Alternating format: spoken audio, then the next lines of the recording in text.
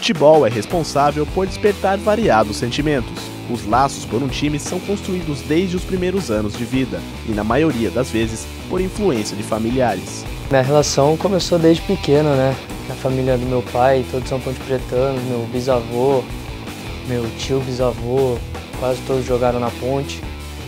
E aí a família inteira, são oito filhos, né, do meu avô, são todos ponte-pretanos e isso foi passando de geração em geração, né? Foi de família. Meu avô começou a torcer pro Guarani em 1949. Meu pai e minha mãe começaram em jogo assim, em 1968, 69, né? Eles 10 anos antes deles se conhecerem. E então, comigo foi acometido também pelo vírus do Guarani.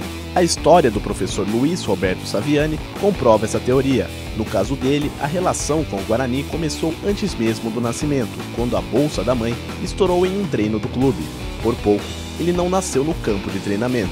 Você vai ao estádio pela primeira vez pelas mãos do teu pai, né? É uma herança, mais ou menos, que vai sendo transmitida de geração a geração. E esse fenômeno, esse vínculo familiar, de pai e filho, tios, discussão futebolística, acabam amalgamando ao longo da vida da pessoa um elemento emocional, quase comocional, se é que a gente poderia usar esse termo, é uma coisa de comoção, né, que leva as pessoas a se arrastar atrás dos seus clubes de futebol. Com o passar dos anos, Saviani alimentou não só o amor pelo Guarani, como também pelo futebol. Ele é o autor do livro A Maldição dos Eternos Domingos Sem Derby, tradicional romance que retratou a rivalidade entre ponte-pretanos e bugrinos. Assim como Saviani, o professor Marcel Cheida tem muita experiência no assunto. A diferença entre os dois é o time do coração. A relação com a Ponte começou em 77, quando o time foi vice-campeão paulista. À medida que o indivíduo está naquele grupo de indivíduos que torcem para o mesmo time, cultivam os mesmos valores e história, o sujeito se sente muito identificado. Isso é bom para a autoestima, é bom para outras coisas, mas também na relação do cotidiano, da vida social dele, né?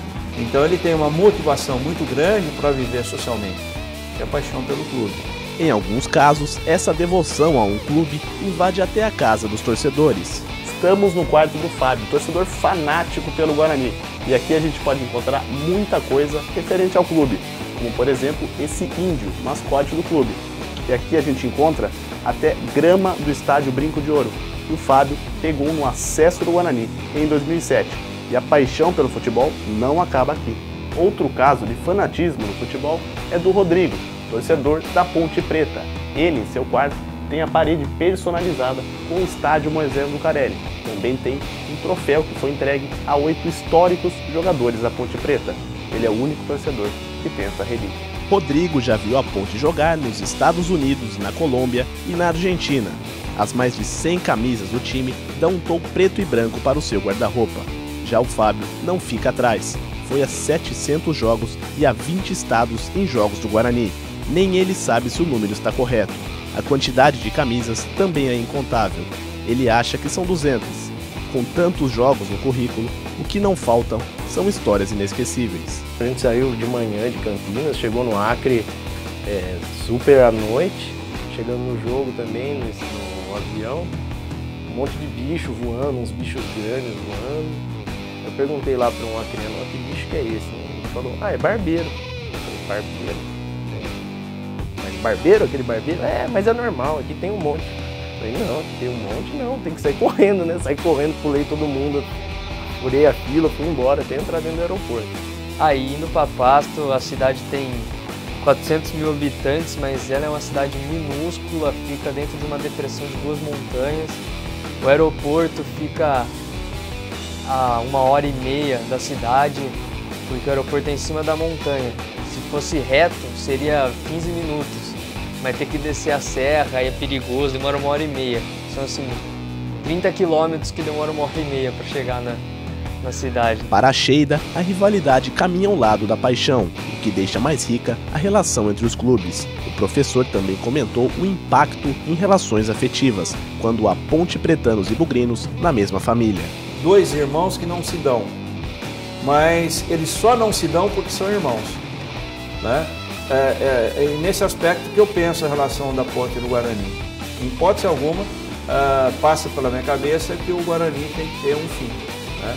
Apesar de que eu torço pela Ponte, então eu acho que o Guarani deve perder os jogos, deve sofrer, né, em relação à Ponte. Superstições, medos e muita história são algumas das marcas dessa rivalidade. Eu era repórter da Folha de São Paulo e fui cobrir um jogo entre Guarani e Ponte Preta no estádio Moisés Lucarelli, que é chamado de Majestoso.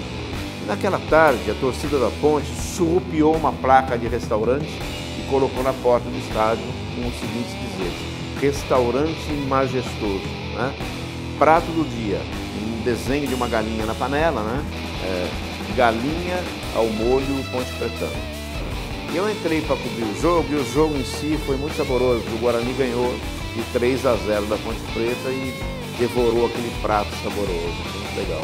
Cada torcedor tem o seu time e suas histórias. Em comum, o amor incondicional ao clube do coração.